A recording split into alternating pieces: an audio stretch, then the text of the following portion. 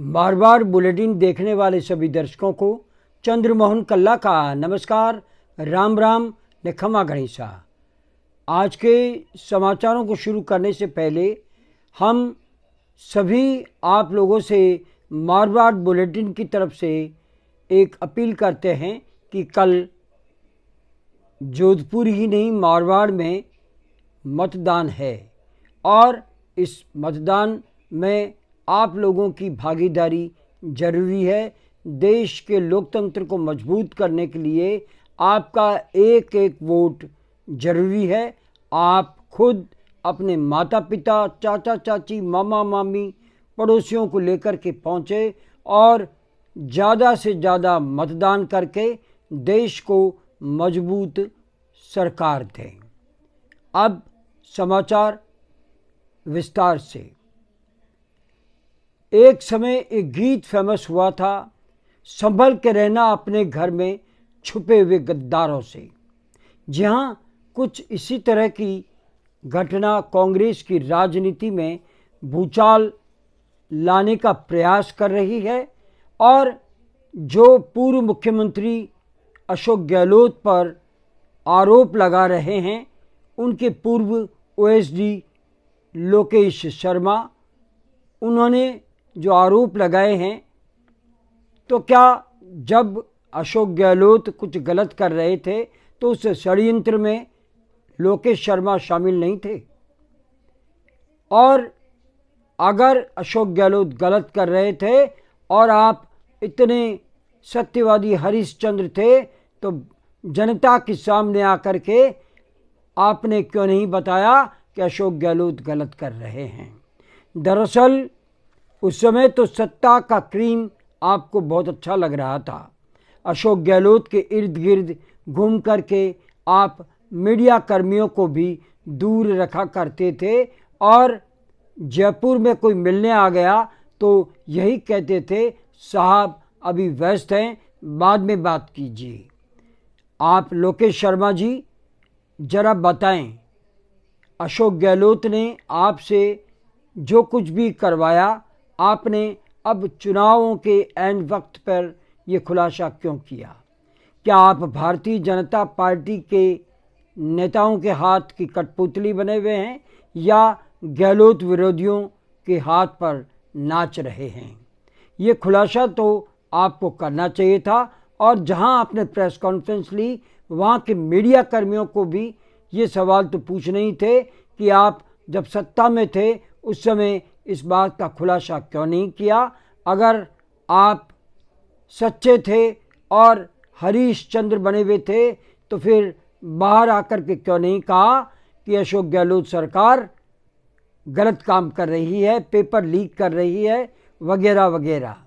अब जब चुनाव है और जालोर सिरोही में अशोक गहलोत के पुत्र वैभव गहलोत अपना मजबूत प्रदर्शन कर रहे हैं और जीत की ओर अग्रसर हो रहे हैं, तो आपने ऐसे समय पर एक शगुफा छोड़ा है जो कि आप चर्चा में रहने के लिए कर रहे हैं और ऐसा लगता है कि भारतीय जनता पार्टी में जाने के लिए आपसे ये काम करवाया जा रहा है और ये कहा जा रहा है कि पहले आप कुछ ऐसी बातें बताओ जिससे अशोक गहलोत बदनाम हो और अशोक गहलोत पर आरोप लग सके।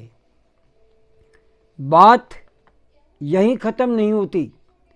एक ओएसडी जैसे पद पर, गरिमापूर्ण और गोपनीयता रखने वाले पद पर कोई आदमी आगे चल कर के गोपनीयता भंग करे या इस तरह की कार्रवाई करे जिससे वो समझता हो कि वो पावरफुल हो गया, लेकिन सत्ताएं आती जाती रहती है।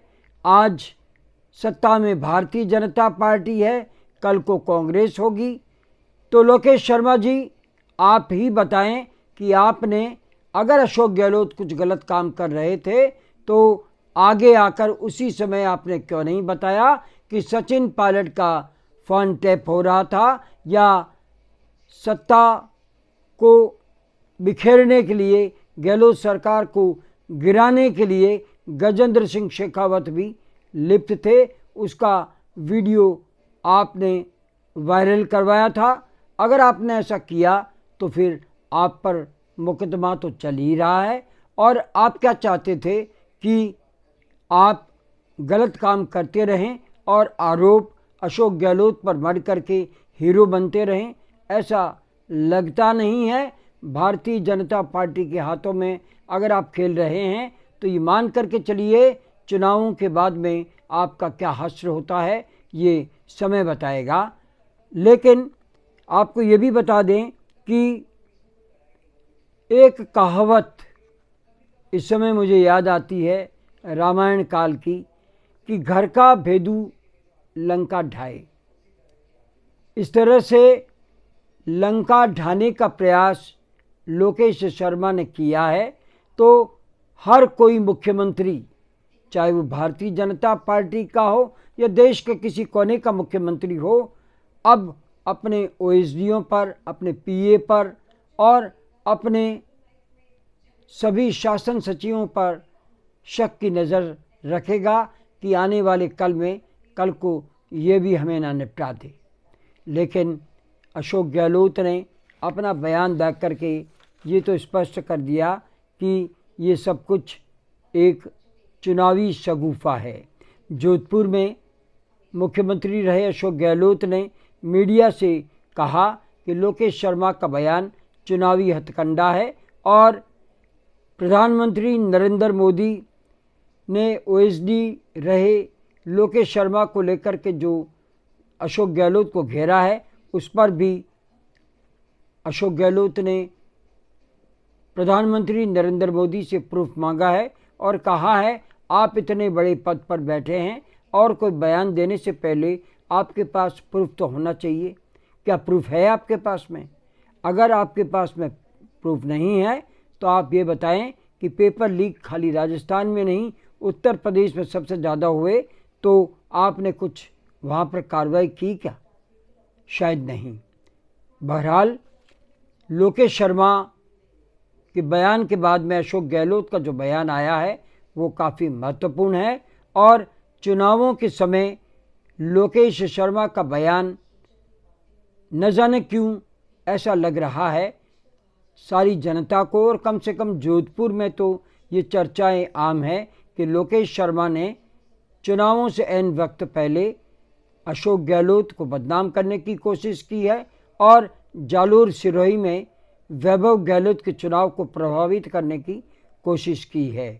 बहरहाल चुनावी परिणाम बताएगा कि लोकेश शर्मा के इस प्रेस कॉन्फ्रेंस से और इस तरह से बयानबाजी और खुलासों के बाद में राजस्थान में क्या कांग्रेस की मट्टी पलित होगी या कांग्रेस इस बार न केवल खाता खोलेगी बल्कि अच्छी सीटें लेकर के आएगी, जैसा कि सभी लोग और सभी विश्लेषक और सट्टा बाजार भी बता रहा है कि नहीं, इस बार कांग्रेस की अच्छी स्थिति रहेगी। आज बस इतना ही। अगला समाचार बुलेटिन लेकर फिर हाजिर होंगे और समाचार लेकर हाजिर हो उसके पहले हम जानना चाहते हैं कि आपको ये चैनल कैसा लगता है। अगर आपको ये चैनल पसंद है तो इसे सब्सक्राइब करें, लाइक करें, शेयर करें और इस चैनल को बढ़ावा दें। आज्ञा दीजिए। नमस्कार, जय हिंद, शुभ रात्रि, शब्बा खैर, जय भारती।